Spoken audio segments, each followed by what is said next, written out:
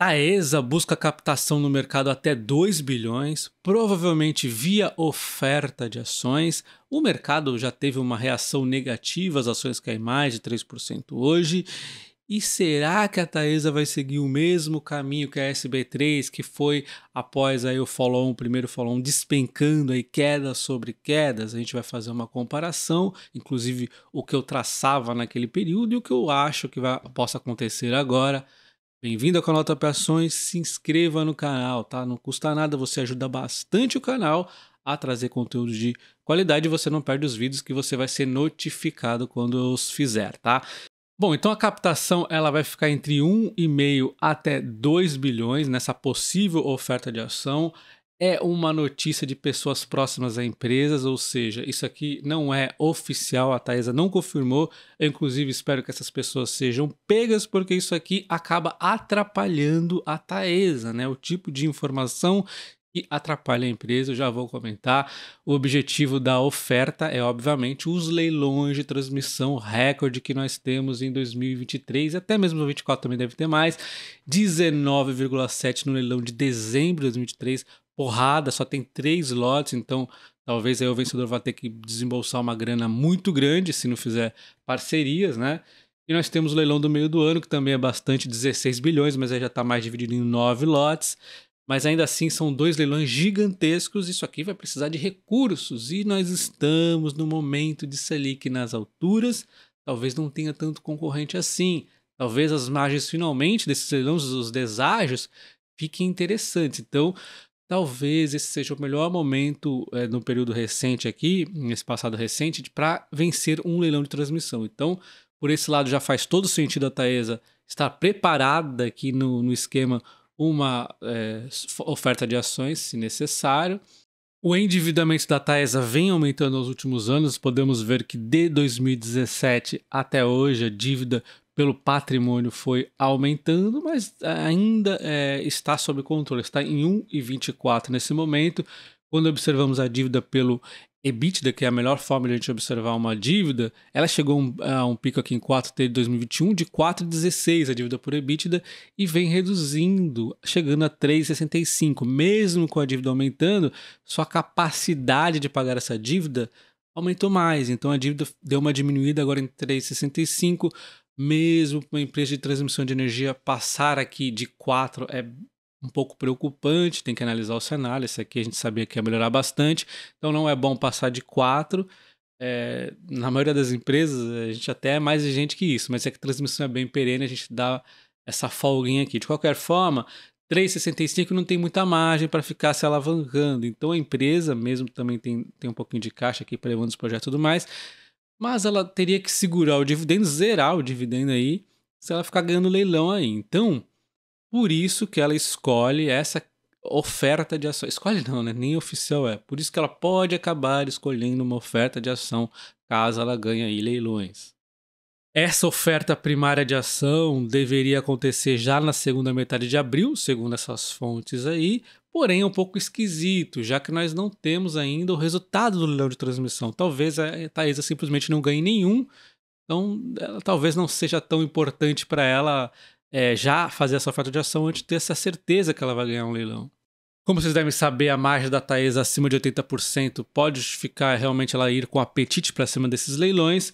Então a gente já entra em mais detalhes do follow-on, mas primeiro vamos falar aqui da venda da CEMIG, né, que deve estar acontecendo em 2023, a venda das ações da Taesa que a CEMIG detém. Isso aqui anima parte do mercado por conta do tag along, que aí os acionistas da Taesa poderiam vender as ações ao mesmo preço do controlador, a CEMIG, mas não é bem assim. A ISA, controladora, não deve vender aqui sua participação, então esse tag along provavelmente não deve ser acionado. Pode ser que seja? Pode ser, mas muito provavelmente não. Então quem tem as ações apenas por conta disso, eu acho bobagem, tá? Porque pode ser que sim, pode ser que não, e é muito mais provável, na minha opinião, o não ter o exercício do tag along e não acontecer nada em relação a isso. CEMIG vai lá, vende e dane-se o acionista, porque não tem nada a ver essa questão do tag along neste ponto. Além disso, essa venda poderia implicar numa outra questão que eu já expliquei em mais detalhes, que é a Alupar exercendo o direito de compra de algumas linhas da Taesa, tá? Isso aqui é importante porque pressiona mais a Taesa ainda, porque ela perdendo essas linhas aqui, ela tem que ir com mais apetite ainda ao mercado adquirir novas linhas de transmissão, isso é muito importante.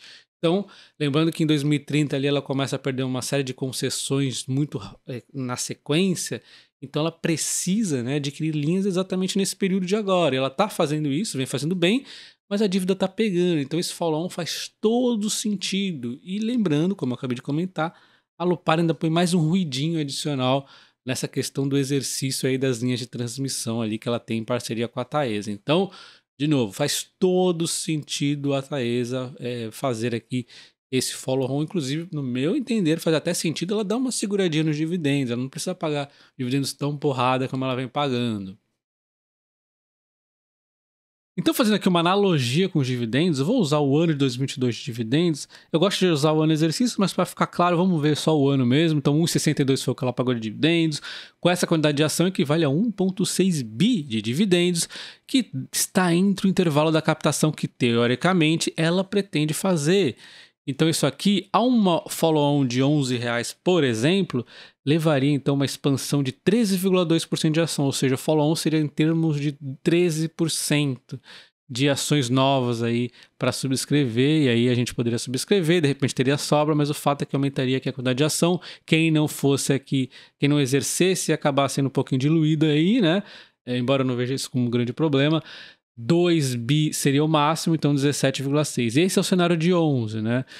Ao cenário de 10,50, que já teria um desconto em relação à cotação de agora de 7 e pouco aqui por cento, e aí esse é o ponto, tá? Quando se faz essa notícia aqui no mercado, quando o cara passa essa notícia privilegiada, ele faz as ações caírem, né? Antes de realmente anunciar o follow-on. Isso aqui prejudica demais a captação. Mas enfim, dito isso, foi o que aconteceu, né? Não temos muito o que fazer em relação a isso. Fazendo essa follow-on aqui em termos de 10,50, que seria um cenário talvez bem mais provável, teria então uma diluição de 13,8 aqui novas ações no mercado. Para 2 bi seria de 18,4 novas ações no mercado.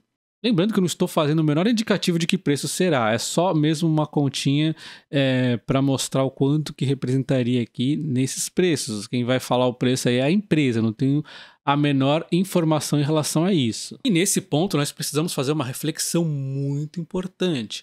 Hoje nós temos uma empresa Taesa 100% aqui com as ações, os ativos dela, beleza. E aí vamos fazer um follow-on, por exemplo, de 18%. Esses 18% vão ser para comprar uma nova participação nesse leilão de transmissão. E aí, dependendo então de como vai ser a rentabilidade desse leilão de transmissão, nós vamos estar talvez substituindo aqui 18% de um ativo muito rentável por um 18% que seria menos rentável. Então, isso é muito importante também quando a gente tem um follow-on. Esse follow-on vai ser para a empresa crescer, tá? Mas esse crescimento vai ser de uma rentabilidade maior ou pior? Só que isso tudo é numa perspectiva de curto prazo. Então, dependendo aqui de como for essa nova entrada de leilão, sim, as ações da Taesa podem ter uma queda aqui um pouquinho, mas é o mercado pensando no curto prazo. No longo prazo acaba sendo melhor para a empresa porque ela ganha em termos de extensão de contrato. Então, no longuíssimo prazo é melhor, só que no curto prazo a rentabilidade talvez caia um pouco. Isso é muito importante da gente ter em mente, tá? Então, é como se teoricamente o dividendo diminuísse um pouquinho aí. Não deve ser algo de outro mundo, mas pode acontecer. Como vocês devem se lembrar, a Taesa ganhou leilões fantásticos ali em 2016. Já até mostrei nesse fim de semana aí. Então, ela tem leilões muito interessantes que ela ganhou. Então, vai ser difícil ela ganhar na mesma rentabilidade. Porém, de novo, a queda não é tão grande assim e o mercado costuma exagerar. Pode acontecer uma queda maior nas ações, que provavelmente é o que acontece, do que realmente a queda que vai acontecer aqui no resultado. E o mercado ainda faz questão de esquecer que ela ganha um prazo maior, né? O que seria positivo. Então, tenha isso em mente. O curto prazo talvez seja um pouquinho sacrificado por conta do longo prazo. Fazendo uma analogia com a S Brasil, eu não costumo trazer aqui notícias muito negativas de ficar batendo numa ação, porque eu não recomendo nada e às vezes a gente pode levar as pessoas a tomarem decisão. Mas como eu estava falando que eu ia fazer, que era vender as ações, eu tinha que falar, vou vender porque a crise hídrica vai bater na S Brasil. Então, o problema da S Brasil era a crise hídrica. Depois teve o follow-on, eu falei, esse follow-on não faz muito sentido essa alta, porque a crise hídrica ainda está aí presente. Então esse follow-on é mais um oba-oba. Eu ainda tinha um restinho de SB3, vendi mais um pouquinho. Inclusive até teve um dia que eu troquei pela Energias do Brasil ali.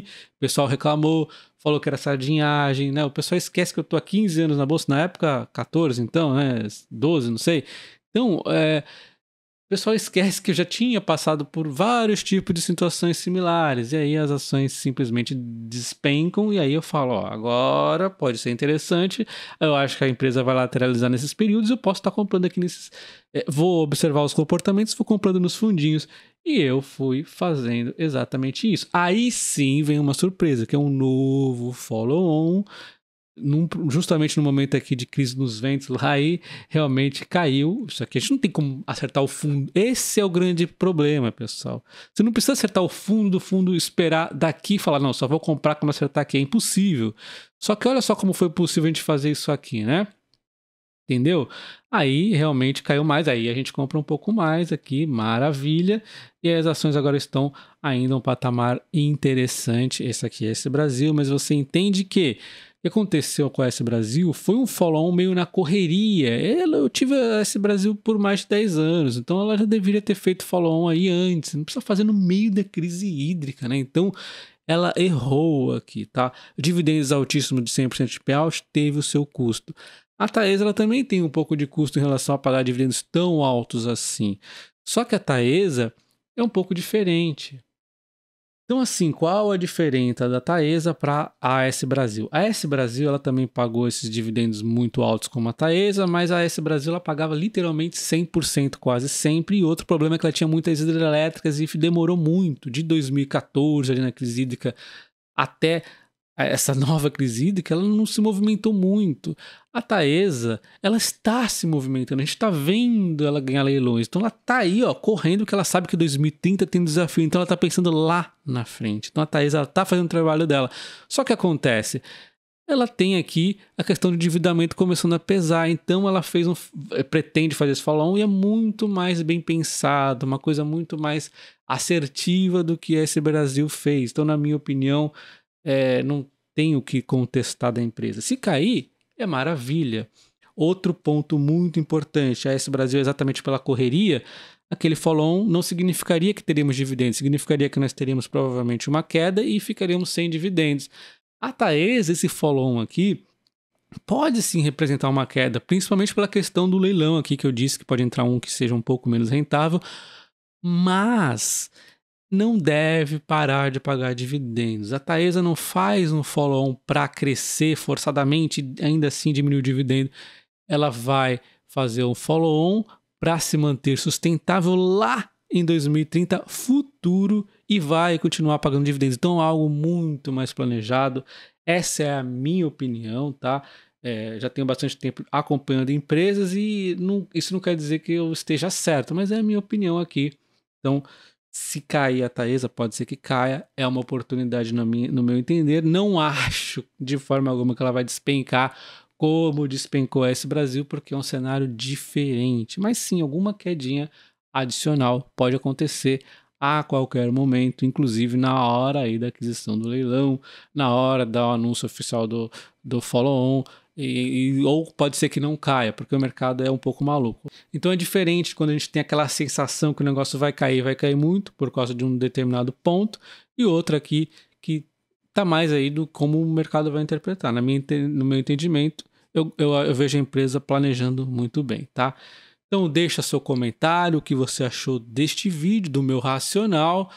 Deixa o like, se inscreva no canal também, que é muito importante. Um abraço e até o próximo. Valeu!